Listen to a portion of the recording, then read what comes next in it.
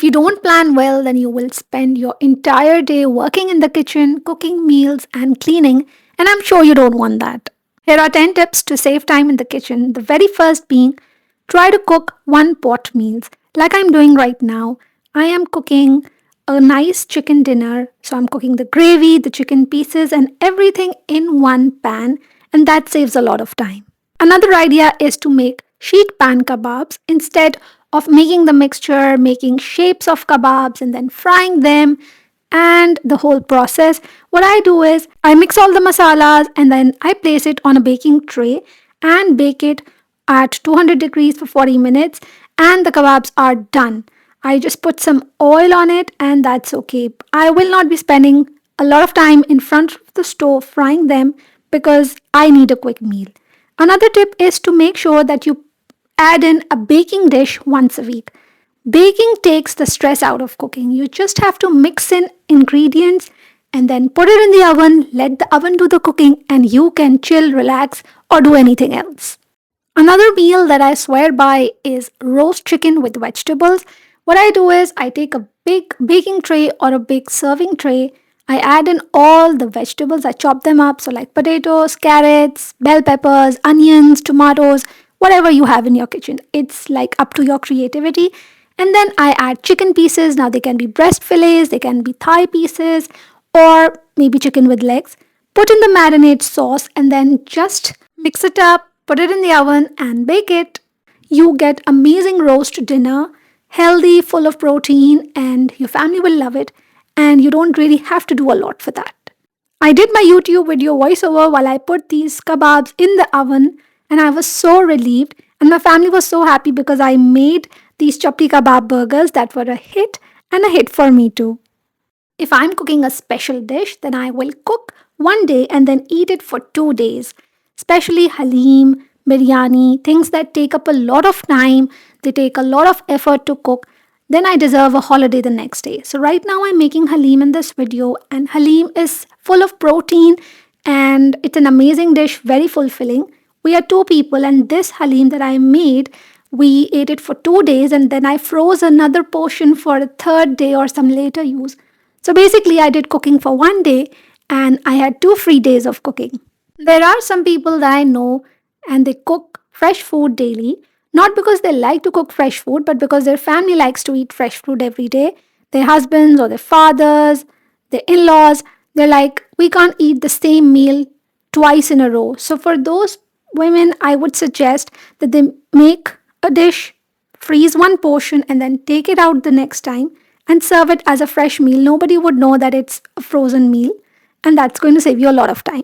And that brings me to my other tip, that is to cook in bulk and freeze one portion for later use. This means that you intentionally cook in bulk, not by mistake, and then you freeze one portion when you don't feel like cooking, because I know there are so many days when you don't feel like cooking, you feel like ordering a takeaway, which again is not that healthy and not healthy for the pocket as well. So you will find the freezer friendly meals very, very helpful. In this video, I am making chicken shepherd's pie. I'm going to make one portion and then store this one nicely for another day.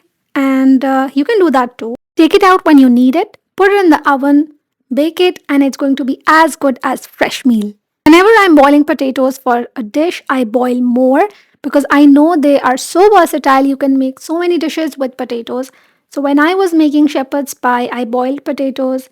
I saved some for another day, and this day I made aloo tikki burgers. I added some desi masalas and then I fried these, and that was another dish for another day without a lot of effort. So sometimes you need to use your mind and see what you can stir up in the kitchen with existing ingredients. Always make a meal plan, decide on a grocery menu before you go to the grocery store. Don't just go and buy whatever you want to buy. And whenever you make that grocery list, you have to stick to that grocery list so you will save time and you will save money. If you go without planning, you will get overwhelmed, you will buy things that you don't have to buy, and then you will end up with unused items in your fridge that will expire, go bad, or just be rotting in your fridge, and that's of no use.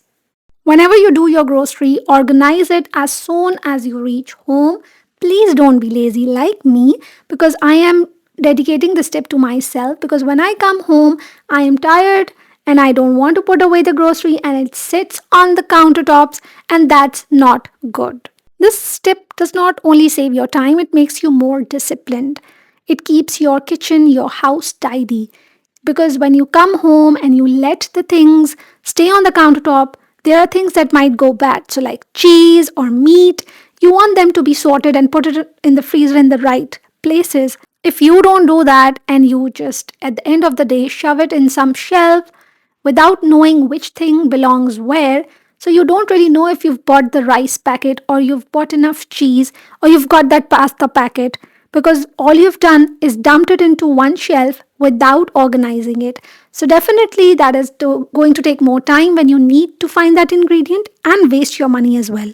Buy smart kitchen appliances and use them to speed up your work and save time, just like I'm using this manual chopper to chop daily vegetables that I put in the fridge and use it. This kitchen mixer kneader helps me to knead dough. And then I also have a blender that I use to make purees, and this hara dhania as well. This is coriander. I've just sorted out the nice ones and taken out the rotten leaves, and I'm going to make chutney out of it. So if you've got the right appliances next to you on the countertop, you're bound to use them, and it is going to save a lot of time. Another tip, start cleaning your kitchen while you're cooking food. Don't wait for the food to be ready and then you start cleaning your kitchen because it will be a pile of mess and that becomes impossible to clean and it becomes such a tedious task. Which one was your favorite tip? Do let me know. Till then, take care. Bye bye.